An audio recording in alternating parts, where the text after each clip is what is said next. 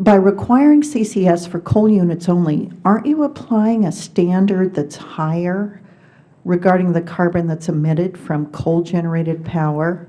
It just sounds to me like this is not an all-of-the-above energy plan. It singles out coal for punitive treatment. Can this really be defended as a transparent and equitable application of the Clean Air Act? I like the administration that you testified supports opportunities in natural gas. So do I. And I support them also for new coal-fired plants and coal to liquids.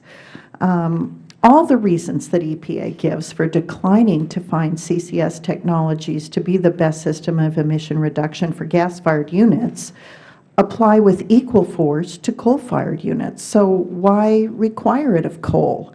It strikes me that the answer to that question is to set a precedent. EPA is under a consent decree to issue new source performance standards on greenhouse gases for refineries in the near future.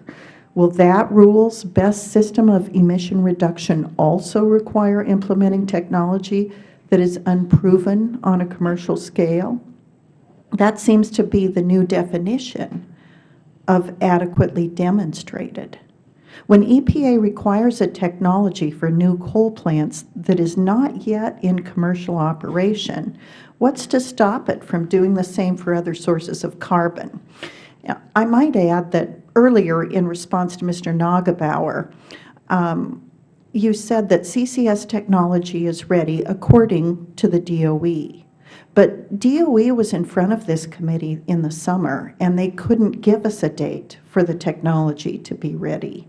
And then former Secretary of Energy McConnell was here 2 weeks ago, and he testified that commercial CCS technology currently is not available to meet EPA's proposed rule. So our problem is this committee has received conflicting testimony from the former Secretary of DOE at your sister agency. I find it interesting that EPA claims that regardless of this new rule, no one plans to build traditional coal plants. So does this rule achieve any of EPA's carbon reduction goals? By its own admission, EPA is requiring carbon-reducing technology for plants that will never be built. But at the same time, it's requiring no reductions from new natural gas plants, even though they are being built in greater numbers than ever before. This doesn't make sense to me, and I just want to ask if it makes sense to you. Could I address the issues that you've raised? Yes. Okay. In terms of why we wouldn't be proposing CCS on natural gas, we do not have the kind of wealth of data that we have for the demonstration of CCS on natural gas as we do on coal. We know they run differently. We know the technology is different. We know that the gas stream for natural gas is different. We did not have the data available to be able to propose CCS on natural gas. We went with what we knew to be demonstrated technology moving forward. We do have data on the coal side that addresses the requirements we have for being robust. But we'll look at comments that come in.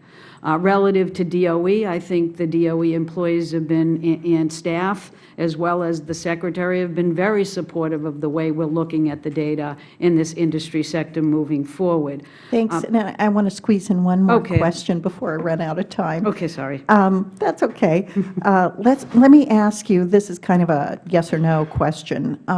Is it EPA's view that Section 111D of the Clean Air Act gives states primacy in the development and implementation of new source performance standards for existing power plants? Yes, it's state implementation plans that need to be developed. Thank you. So now you have 3 seconds to answer my previous question. Well, the only other one I wanted to hit was this idea that we're not going to be making any progress moving forward because most of them are natural gas.